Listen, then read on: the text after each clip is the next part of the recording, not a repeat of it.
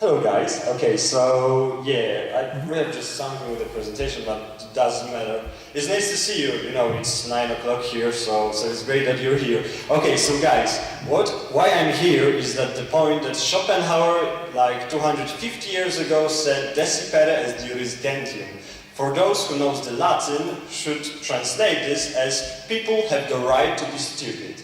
And also Seneca one day said one basic thing, which is everyone would rather believe someone than create their own judgment. So, you know, the point is that I'm representing here something like the debate society, and what I want to do is to show you that the debates can basically change your life, can change your thinking, and in that way I want to show you that creating your own judgment and not being stupid is just a nice thing to do. Okay, so great to have you mates with me. So I will just show you on which surfaces the debates influences your life.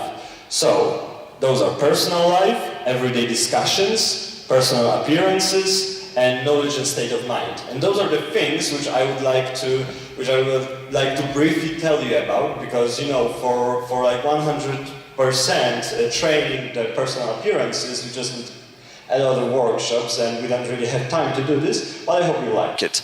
Okay, so let's go. The first thing to do is to create the arguments. So the point is that how many of you have ever heard of something which is called an argument? How many of you? 1, 2, okay. Everyone, great. And how many of you have ever heard something like an example? Example? One more time? Yeah, I know, everyone. So the point is that many times you're just using examples and arguments in not such a good way. So the point is that, for instance, when you're just, you know, having a discussion, having an argument with a person who is your maybe loved one, who is your spouse, who is your girlfriend, boyfriend, you're just getting, let's say, emotional, yeah? You're just trying to say, I won't ever let you to do this, or something like this. And the point is that I want to show you that arguments and examples are not the same thing. So building an argument is a thing which has a whole structure. And the basic knowledge about the structure is keeping it in sexy.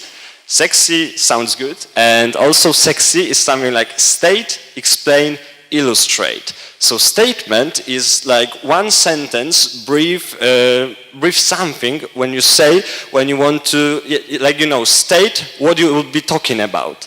So the point is that you're just judging exactly what your point is, and it has to be catchy.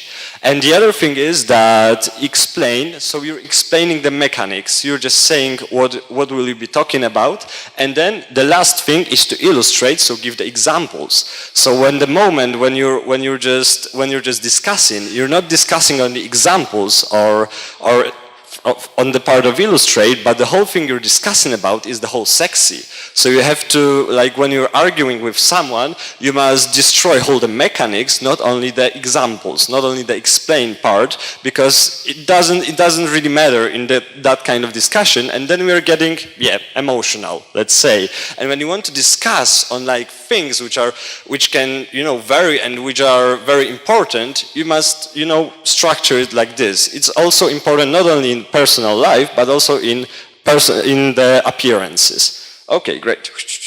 I will do like this. Oh, no.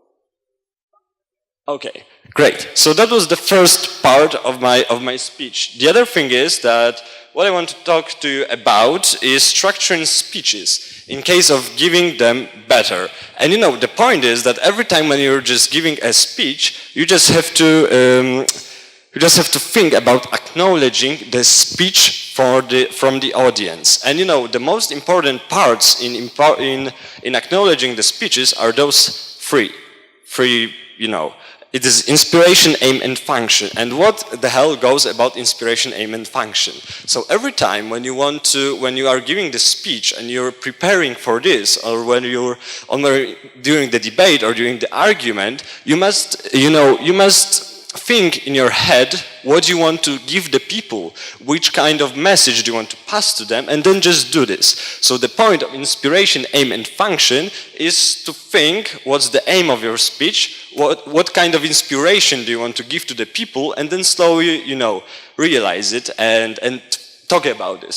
The other thing is the pattern and form, which is like, you know, I can't use vulgarisms here, or, you know, there are many places where you can use vulgarisms, so this is the point. And, you know, in many places you can use the other kind of language. And this is the point, you have to realize that the pattern and form vary from every place, and you have to realize what kind of pattern and form of your presentation or of your speech, and what kind of language can you use to, you know, have the better aim and inspiration and function of your speech. So this is the point. Everything right now understandable? Is all good? Great, thank you. Okay, so the other thing is the perception. So this is like the most important thing in this part, in this segment. So the perception is the thing how people, you know, get your speech. This is how they are getting this. And, you know, all the speeches should be segmented. All the speeches should be segmented, and I would say it will be like 6 segments. So the first 3 of them are something like building a pitch for your speech. So what I pitch for a speech, nice. Okay, so what I mean is that when you're doing this, you have to signalize them what kind of things will you be talking about, and explain to them about this, you know, this speech. So what will be important in your speech, in your pitch, and also what is very nice is to just give them at the first time. So at the first line, you just have to give them what will this whole speech will be about, because when you're doing this, when they lose their attention just for a while, they can easily get back to your speech. So this is also the point. And yeah, so this is this, yes, great. Okay, so the other thing is that with this building a pitch, so the point is that when you're starting the argumentation, every time you must say the basic things on which your speech or on which your whole argumentation will be about. So the point is that you have to be coherent. So at the moment when you're speaking about this, and firstly you're saying that, you know, this logically comes one from another, and then you will just decline everything that you said before. So in this building at the introduction, you'll just get you won't just be understood well. So you'll get logical errors. The other team will just tell about this, and you know, and your partner of discussion will just tell you, like, you know, your errors, and you know, the audience just will lose attention and will lose authority for you. So you will lose your authority, and this is the point of building the speech. So the other part is the segment of argumentation. So at first you just need to say them, the audience, why those things in the pitch will be so important for you, and then firstly, you know, build something like this. So this is kind of awesome. So the point is that structuring the speeches is about first 3 segments are the introduction, and next 3 segments are the parts of the argumentation. So what is it about? The first 3 are building everything from nothing. Then the next segment is doing this. So this is building 3 states. As I said before, the statements are the states, and on them you're building the arguments which are marked on with a letter A. And the point is that when you're building those arguments, those are something like a pillar for your conclusion. So the point is that when you want to, like, you know, reach the best and whole new conclusion, you just need to do something like the 3 pillars of this conclusion. So the whole thing is, you just need to start with an analysis. 3 states are giving you the expert level, and 2 or 1 are really good. And the point is that those arguments are debatable. You can discuss about them because of the variable political situations, or because of the variable, well, you know, environmental things. You know, it all varies between the countries, between the people. But this is something like this is something also like the introduction for the whole new argument, for the best thing that you want to give them, which is, as I called it, awesome master of disaster argument. And the point is that this argument is something like the main state with this letter B, and things which are almost impossibly impeccable in reality. So the point is that you can really destroy this pretty easy because it's embedded in reality because of those first 3 segments of your argumentation, and then this main state is just awesome and can be debatable. Is it all good? Everything understandable? If you want, I can, say it one more time or something. Is all good? Great. Okay. So the next things which will be okay. And the last part is the ending, because naturally our speech has the ending. And the point is that the whole ending should be done with a smile. So let's give our audience, the best possible memory of us, and let them think that we are just awesome, and let them think no criticism for this guy. He's just cool. So this is the point. And the other thing is that in something like 20-minute speech, you'll get something like 12 minutes of the introduction, so this building a pitch, 5 minutes of an argumentation, and 3 minutes of a summary. So this is the whole, oh no, sorry. It was 5 minutes of introduction, 12 minutes of argumentation, and 3 minutes of the summary. So this is also the point. And okay, I have some tricks for you. So firstly, I didn't do this right now, but the point is that when you're just giving the speech, so on the beginning, the whole beginning of the speech, when the whole is just like, very loud, we are talking with each other because people have like a longer break, you're doing something like this, guys. And this is getting more authority. So, you're just talking all the time, you're not listening to me, I'm prepared, and I'm just staying here like. And I don't give a damn. I'm like, I'm waiting for you guys to chill out, and then when you'll chill out, the people from the hall will suddenly realize that the point is that you're waiting for them, and then you will gain something to your authority, and you will gain something to, to the audience attention. They will just start listening to you. So this is also the point, that when you're trying to tell them, okay guys, come on, calm down, I'm ready to talk to you, that doesn't mean a thing, really. Because then, they will they will just lose their attention, and you'll lose your authority. So this is the point. When you're the speaker and you want to pass them some awesome message, and you just want to hold the time their attention, you just need to have some authority. You just need to tell them that everything that you want to tell them is just awesome, and you just have to hold the time, show them how awesome it is that you're here with them, and how awesome it is the things that you want to tell them. This is the point. Okay, so the other thing is that I was speaking all the time about the attention. So the attention is thing which you can play. So the point is that, every time in your speech you have something like, in 20-minute speech, you will get something like 5 minutes of attention, like total attention. So it's first 3 minutes because people are just interested in you. Who are you? What you will be talking about? And then the other like 2 and 3 minutes are really they have to happen. So when you're a great speaker, you will get definitely something like 10 minutes of attention. It's something which is normal. So one of the second of your speech will be listened on the whole attention. And the point is that when you're losing your attention, you can hear this. So in a big hall like this, if it will be full, the point is that when you're speaking, your voice is started to be heard something like quieter. And that's not the point that the people start to talk, but that's the point of, they start sitting like this, doing such things, and when everyone, where something like 100 people are starting to getting something on their chairs, it's just heard, and your voice is not so loud, and in that moment, you just have to do one thing, which is you start using like the more friendly, let's say, language. You start speaking maybe something louder, but a little bit easier, and then get the attention of the people. So the point is, how can you get the attention of the people? So after the punchline and after a joke, the attention is on the highest level. So this is how you can get the attention of people when you have something very, very nice and you want to really pass to them. Then you're telling a joke or you're telling a punchline, and then it's all good. Okay, so something like this.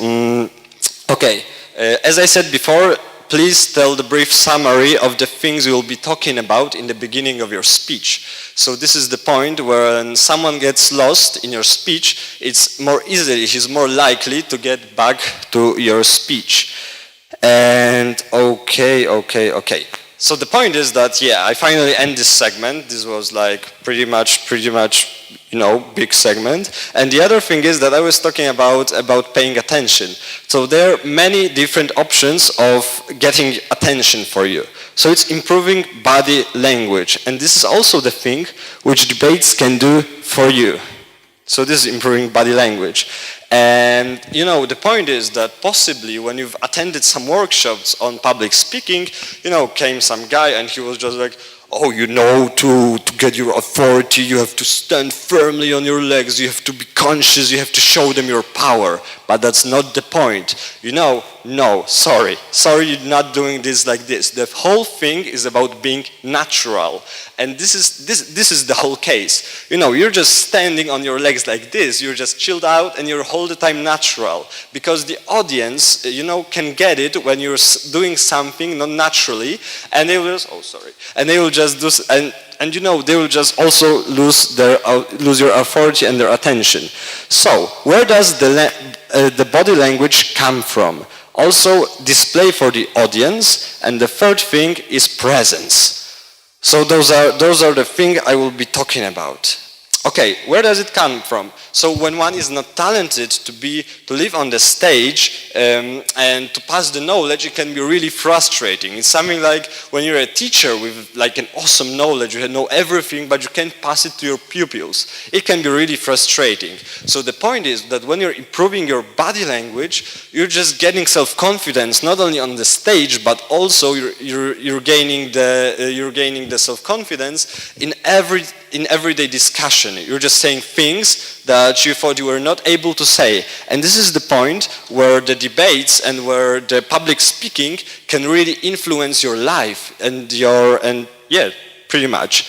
And the other thing is displaying for the audience. So when you're debating, yes, it's pretty much about debating.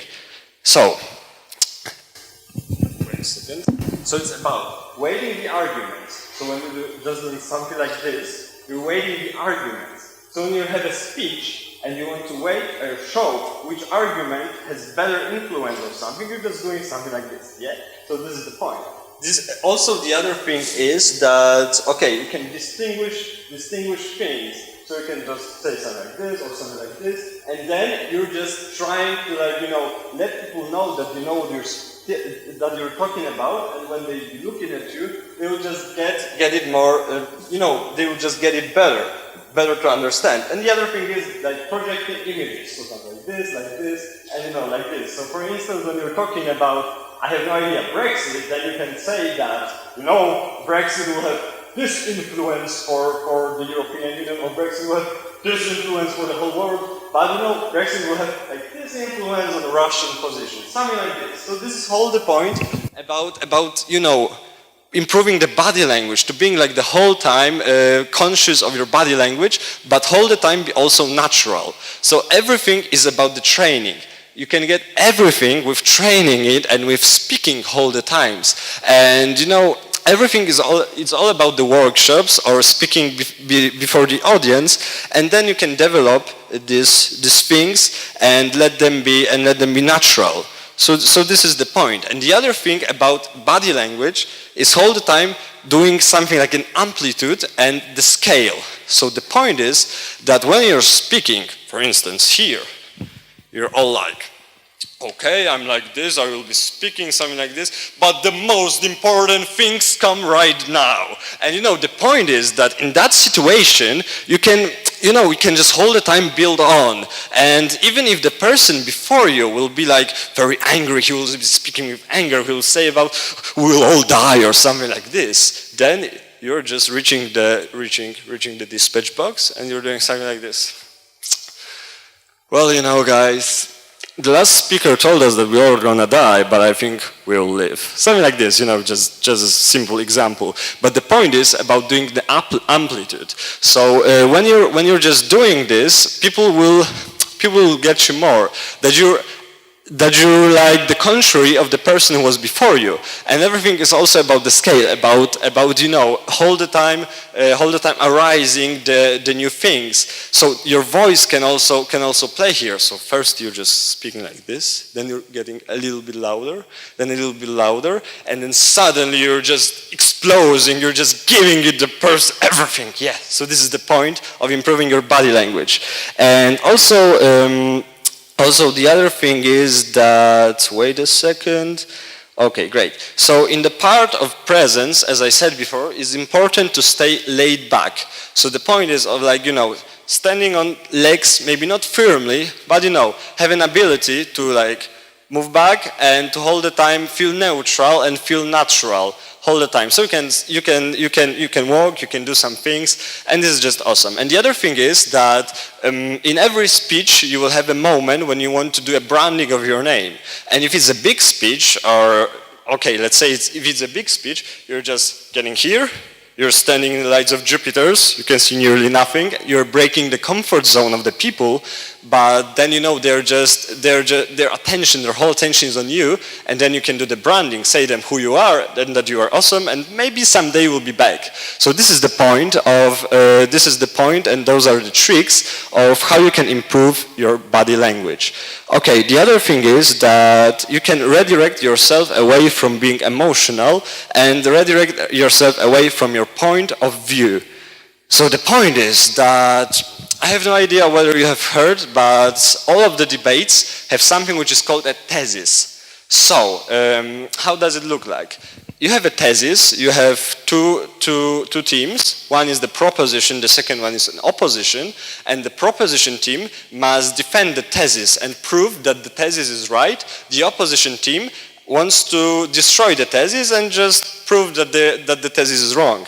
And okay, I have just a question for you guys, one more. Have you ever imagined a cultural discussion with the greatest lover of Karl Marx and a person who is in great love with the idea of John Locke, with the liberalism? Well, you know, it's pretty hard when they start to discuss. But the point is that with the debates, you can have, for instance, a thesis which would be to achieve the harmonious functioning of the society. This house would introduce the equal distribution of wealth. Well, it sounds like socialism, doesn't it? So the point is that it's all good when the lover of Karl Marx will just get to defend the thesis and the other one has to destroy the thesis. But it's getting worse when the perverse fortune will do it in the other way. So when the first one have to destroy the thesis and the other one has to defend it. And this is the point which is the most awesome thing in the debates. You're redirecting yourself away from your point of view because, you know, this is the sport. The debates are the sport all the time and you just want to win. And you know, those kind of wins tastes twice as good, possibly, yeah, I think something like this. And the other thing is that, you know, in the situations when you have to be prepared on both sides, because this is how it looks like in the debates, you have to be prepared on both sides, and then 15 minutes before the debate, you're just drawing the side. So the point is that that when you're preparing on both sides, so which are the points of view which are really distant from each other, you just can't stay neutral for them. So you have to be prepared not only for the one point of view, so let's say here, and the other point of view which is here. So this is the point. And when you have to realize the arguments from both sides, you can stay neutral. You're just getting inside. You're getting in the middle of this, and you can create your own judgment, which is really important for me as a debater. The point is that, you know, guys, right now many people, many politicians, and many other guys are just not getting this. We are discussing about being emotional, as I said, not about the whole argumentation, but about the examples. And the point is that when you're detaching yourself away from being emotional, you can start a rhetorical discussion, and also you can create your own judgment, which is very important. Not only go with the line as a sheep, something like this. Okay. Something else here, yes. So this is the thesis. It's very important because on the thesis, so the judges are doing something like this. Oh well, it will be in just a second. Okay, and the other thing is that in every thesis you have to have some words, and all of them should be described in the first speeches. So the point is that you can play with those words, but you can play with them, but only to some border, because when you cross the border, your team will definitely lose. So the point is that you can play with words. You are consciously becoming aware of them, of the collocations of the words, and this is how the debates can influence your life, because you're just looking at the world from the other direction, from the other angle. And also the critical thinking, which is diminished faith in statistics. So the point is that every time when you're just preparing the arguments, you just have to find some examples. And the point is that many statistics are just like, they're kind of on one side, on the other side. And the thing is that you have to take from them the most important things, which will which will make your argumentation stronger and better. So this is the point. And yeah, I think that's all. And you stop being closed-minded. You're becoming whole new angles of view, and you're becoming open-minded. You can discuss with people, and the whole argumentation part is just getting much better, and it's just getting better and better. So the other thing is that I want to talk about the format of Polish Oxford debates. So this is the beginning. I have ended with the structurization and the public speeches. So the point is that Polish Oxford debates is something different than the normal Oxford debates, because the Oxford debates are held only on Oxford with the Oxford Union, and the point is that they are inviting some guests. Well, when you're at Oxford, the guests that you're inviting are just awesome people. But we can't really afford doing this in Poland. So the point is that in Oxford debates is not that much. It's not a lot of sport, but more about the discussions. Also, when you're from Australia, Asia, or just those kind of countries, there's something like Asia-Australia debating, which is Australs, and also you can presumably join them and debate with them. And this is really this looks something like the Polish Oxford debates, despite the fact that there are only 4 speakers. And okay, those 2 things which I will talk about right now are the things which are the most common things in Poland, which is my home country and which I'm talking about. So the Polish Oxford debates came to Poland about 25 years ago. And the real history of this whole movement starts in the 21st century, and in the main Polish cities such as Tarnów, Warszawa, Kielce, Gdańsk, people started to debate, and it's just we're getting the Polish championships, we're getting the tutors, and it's all getting better and better. So maybe someday, if you want to do something like this in your country, or maybe start debating, just call me, find me, it will be all good. And the other thing is that there is something like British parliamentary debates. And the point is that this format is something like the most important, it's like the most common thing in the whole world, because the British parliamentary debates are the most widespread things. They have even their universities debating championships, which is something like the championships of the debaters.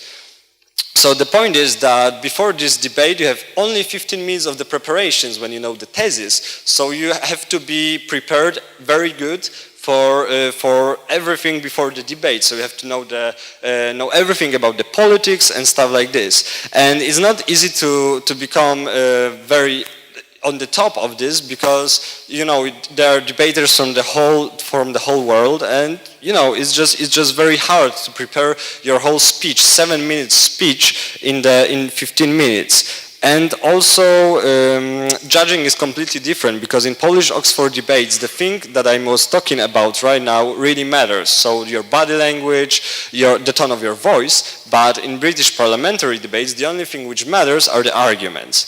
The point is that this is the format of Polish Oxford debates. We have 4 speakers. Everyone is speaking 5 minutes. You have to get 2 points of information or questions in your speech. You can achieve 100 points, and you have this amount of the judges.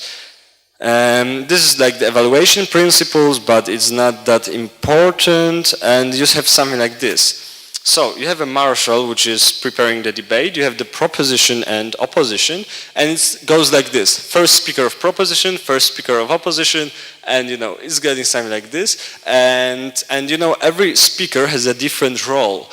Which is, in fact, the first speaker has to create the arguments and introduce the first argument. The opposition first speaker should dispute with definitions and introduce the first arguments. And you see, the second speaker is creating the main arguments from the both sides. The first speaker are doing the counter-argumentation, and the fourth speakers are summarizing the whole debates and doing it. Yeah, they're just summarizing the arguments from both sides, and they're showing you why their team has won. Okay, so thank you very much for this speech, for listening to me. I would like to say a big thank you for those two things. If you want to debate someday, maybe for the British parliamentary debates, Polska debatuje. Thank you for the foundation, and this the bigger one, so the Krakowskie Stowarzyszenie Mówców is the point where I'm in. And thank you very much, and I hope that you like the idea of debates and that I showed you some rhetorical skills, not only rhetorical, rhetorical, and that every time when you'll be talking about in the future, you'll just be conscious about the words that you're getting away from you, and the point of of just speaking rationally and how you're speaking. So I hope you like this presentation, and I open for the questions. Thank you very much.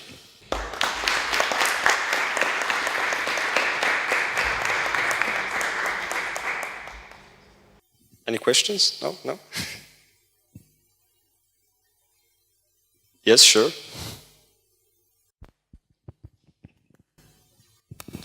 So my question is, how can you cope with nervosity? Sorry.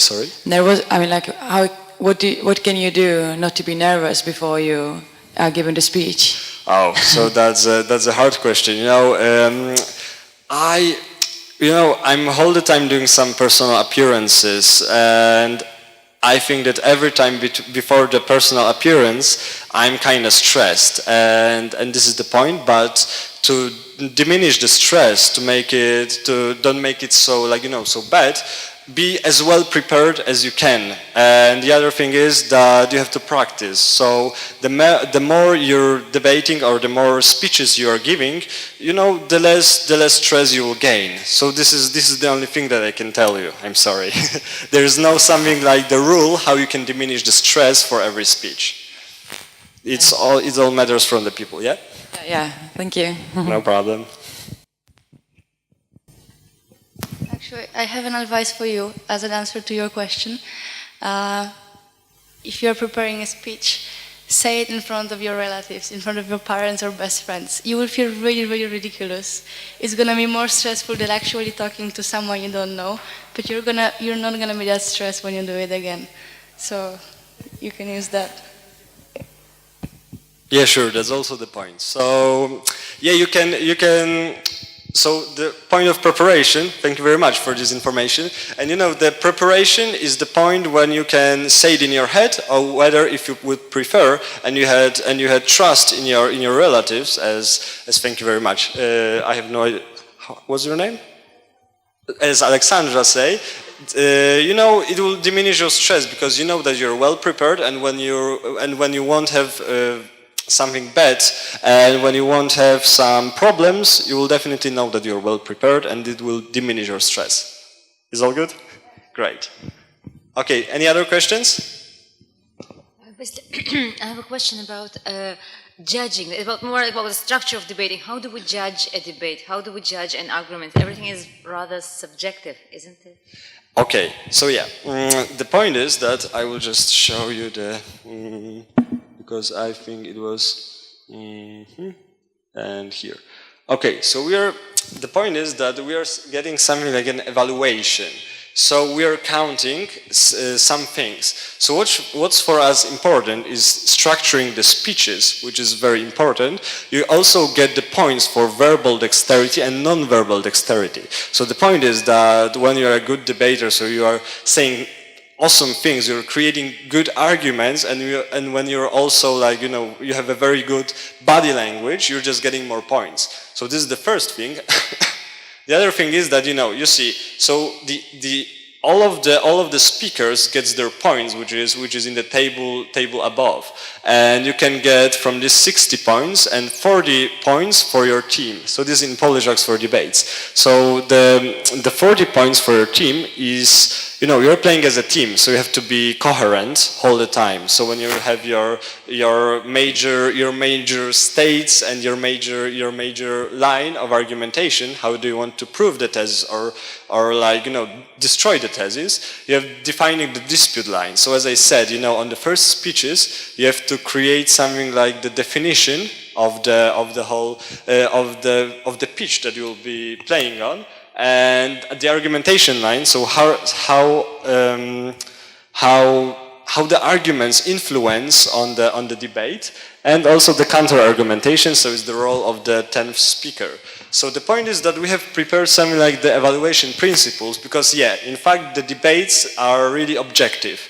And when we want to do debating a sport, you just have to create something like this. So in many other formats, the other things counts. So for instance, in the Polish Oxford debates, which is like educational thing, and not only educational but also sport thing, those are the things which counts. But in fact, for instance, in the British parliamentary debates, the thing that counts is only the argumentation, but it's more objective because the person doesn't have something like this, and they're just saying that, you know, this side won because, and that's all. And you know, in the other formats, I have no idea. But the point is that when you're debating as a sport, you just have to create a card on which you'll like, you know, you'll get the points and stuff like this. Good? Thank you. No problem.